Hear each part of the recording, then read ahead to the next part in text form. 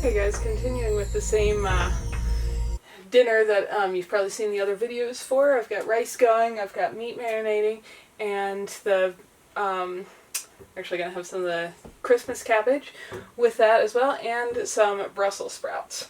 Now with Brussels sprouts, a lot of people don't like them. It took me a long time to like them as a child. I did not. But I think their flavor is particularly well complemented with the flavor of bacon. Of course, a lot of things are well complemented with that flavor. So this is some bacon grease. I don't hardly ever eat pork around here, but every now and then there is some bacon. I always save the grease for doing this. I want to melt that just a tiny bit, so I'm going to just stick it on my rice cooking burner there for just a minute to soften it up a little bit. Get the rice back to cooking. And now with these little Brussels sprouts, I just cut off the cut end there and going to split them in half so they cook a little quicker. You could do them whole, but they just take a little more time. Brussels sprouts are in the family of cruciferous vegetables, so that would be the same family as things like cabbage and broccoli and cauliflower, and all of those veggies are generally really good for you. Some of the things in them you can get only, your digestion only gets when you eat them raw, and some things you only get when you eat them cooked, so I try to do some of both.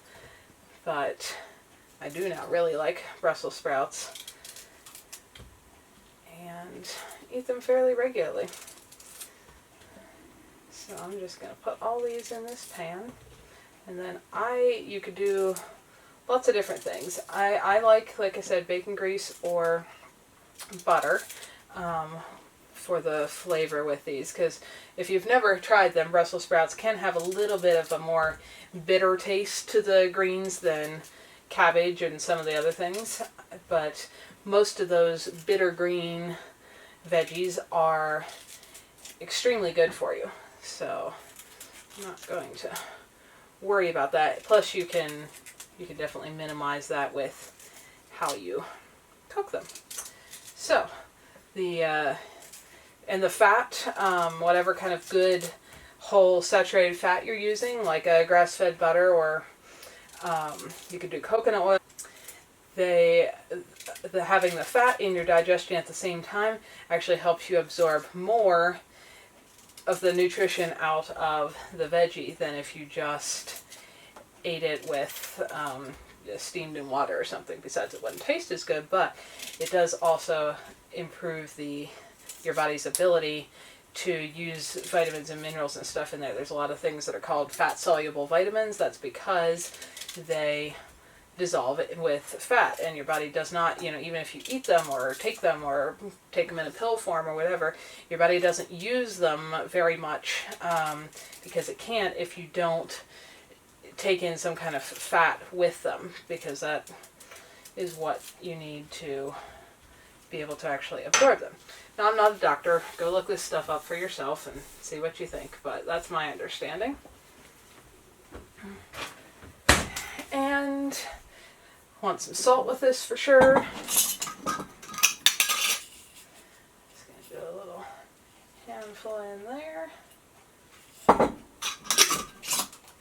And garlic is another flavor. I've got some that's already minced here because I've got it stored. Fresh garlic is a stronger flavor, so you might use just a little less if you're using fresh, though it's hard, in my opinion, to get too much garlic. So, I've got garlic, a little bit of some kind of fat, and salt in there. And now I am just going to saute all of that together. Just maybe 5 minutes. I don't want to cook the Brussels sprouts till they're just kind of mushy and soggy. I want them to just be cooked through enough that the leaves go, like a lot of cooked greens, get kind of a brighter green as they cook. I want them to look like that kind of the whole way through to the middle of that little Brussels sprout. Not just the edge, but I don't want to cook it till it starts becoming a grayish mush. So and they're best, I think, served fresh. So I'm going to cook that in a minute. I've got a friend coming over for dinner. I'm not going to turn it on till they get here. That lid doesn't quite sit down on there because it's too full, but the Brussels sprouts will start to shrink as some moisture cooks out of them, but that'll keep most of the steam in there. And so that will work great. So I'm going to fry them up, and we're going to have that with the rice, which is over here cooking, and our marinating elk steak for dinner this evening. Oh, and purple Christmas cabbage. I haven't done a lot of videos of cooking veggies, mostly because it's so simple. I guess maybe I'm afraid you guys won't be interested, but it's generally the gist of how I cook lots of veggies as a side. A little bit of some kind of good fat, salt, and the veggie. And then cook lightly, just enough to help make the it softer to either chew or for your body to absorb, but not cook to mush. And so that's kind of basic how I do. I do very similar things with cabbage or cauliflower or broccoli or beans or peas or, you know, all kinds of things. So haven't done a whole lot of those videos, but in case this stuff's all new to you and you're new to cooking, I wanted to give you guys some more ideas and more suggestions. And I do try to plan most meals so that I've got something a little bit fermented or sour or vinegary of some kind, whether that's a, you know, vinaigrette dressing on a salad, some fermented veggie, like you could do all kinds of veggie mixes, or like a sauerkraut, something like that, or a little bit of soy sauce, which we got some of in the meat. But those fermented things have all kinds of good bacteria that your intestines and guts need to help digest and function properly and make all the chemicals that make your brain work properly and all of that stuff. So I try to get something fermented a little bit with every meal.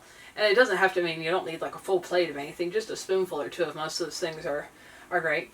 Then I try to have lots of veggies, so we're having Brussels sprouts and purple cabbage, and then some good starches. This is kind of going through how I plan meals. Like in this case, we've got rice, sweet potatoes, or winter squashes like butternut and acorn and such. Those are some of my other favorites that I do very frequently. And then some kind of good, healthy, natural meat that's hopefully free range, pastured. Mine in this case is elk, so it is very much free range and pastured. It hasn't been in a corn feedlot or anything like that. That's just kind of how I plan most of my meals. Try to get the bulk of my meal in veggies, try to get a little bit of fermented stuff, some starchy carbohydrate stuff. Your body does generally need some of that, and it definitely helps with feeling full. Though having good fats is one of the biggest things with feeling full and satisfied. And then some good meats, because you do need some protein. So I'm going to stir fry those up in a little bit and have dinner.